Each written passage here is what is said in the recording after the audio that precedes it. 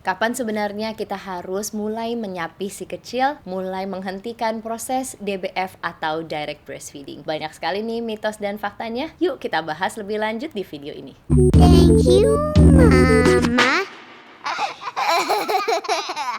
Apakah kita harus menghentikan proses menyusui di usia 2 tahun? AAP atau American Academy of Pediatrics pada tahun 2022 telah menyarankan bahwa mama dan si kecil boleh melanjutkan proses menyusui sampai lebih dari 2 tahun. Dan menghentikan proses menyusui itu kapan mama dan si kecil nyaman. Nah, tapi ada 4 faktor ini yang benar-benar wajib kita perhatikan supaya kita bisa memastikan kenaikan berat badan si kecil tetap aman dan tetap adekuat. Faktor nomor 1 adalah pastikan produksi ASI benar-benar cukup. Jangan sampai anak kita hanya mengempeng di payudara, karena seperti yang kita ketahui, proses mengempeng ini bisa menurunkan nafsu makan si kecil dan bisa merupakan salah satu penyebab GTM. Nomor 2, tidak direkomendasikan untuk ASI on demand untuk anak-anak kita yang sudah memulai MPASI. Ini dikarenakan setiap kali kita menyusui itu pasti anak kita akan kenyang, sehingga setiap kali sebelum makan dia wajib puasa 2-3 jam. Saat dia puasa dia tidak boleh menyusui, dia hanya diperbolehkan untuk minum air apabila sudah diberikan air putih. Sehingga rekomendasi untuk menyusui anak yang sudah mulai MPASI adalah sekitar 4-5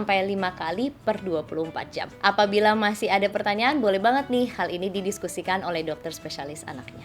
Kalau kita ingin melanjutkan proses menyusui, maka kita benar-benar harus mengosongkan payudara secara rutin. Karena seperti yang kita ketahui bahwa produksi ASI itu selalu supply dan demand. Kalau demandnya kita tingkatkan, yaitu kita mengosongkan payudara secara rutin, kira-kira sekitar 6 kali per hari, maka kita bisa memastikan bahwa produksi ASI kita cukup untuk si kecil. Kalau kita males-malesan, kayaknya produksi ASInya juga nggak akan cukup, jadinya si kecil akan dirugikan. Nomor 4, jangan sampai kita terus-terusan menyusui si kecil yang sedang lapar. Kalau anak kita tidak mau makan, tugas kita sebagai orang tua adalah untuk mencari tahu alasan kenapa dia tidak mau makan, bukan terus-terusan menyusui. Kalau dia menangis karena dia minta untuk menyusui, kita tidak bisa langsung memberikannya karena anak ini akan terbiasa untuk selalu menolak makan karena dia mengetahui setiap kali dia mingkem dia pasti dapat direct breastfeeding. Sekarang kita bahas cara menyapih nih. Tidak ada cara yang salah untuk menyapih. Kalau kenaikan berat badannya baik, dia tidak ada masalah GTM sama sekali, santai-santai aja, go with the flow. Jadi kita kalau mau menyusui anak di atas usia 2 tahun juga nggak apa-apa. Tetapi ada satu hal nih yang perlu diperhatikan. Jangan sampai anak kita terlalu bergantung dengan kita. Setiap kali dia menangis, setiap kali dia bete, dia langsung nyusu. Jadi kita coba untuk menenangkan dia dengan pelukan dulu, dengan elusan dulu. Jangan langsung kita menyusui supaya dia menjadi lebih mandiri dan emosinya juga bisa lebih stabil. Kalau anak kita ada masalah berat badan tetapi dia terus-terusan ingin menyusui, ini adalah satu hal yang harus kita diskusikan dengan dokter spesialis anak kita. Apa mungkin ini sudah waktunya untuk menyapi si kecil supaya nafsu makannya juga jadi lebih baik, supaya berat badannya juga meningkat. Masalah menyapi perlu banget didiskusikan dengan dokter spesialis anaknya supaya kita bisa memberikan yang terbaik untuk si kecil. Sebelum menyapi, mungkin mama mau mempertimbangkan untuk melihat dulu seberapa banyak sih sebetulnya produksi ASI kita. Nah, yang bisa banget kita lakukan adalah kita perah ASI atau kita pumping ASI setelah tidak menyusui selama 3 jam untuk melihat produksi ASI kita. Kira-kira nih kita butuh sekitar 450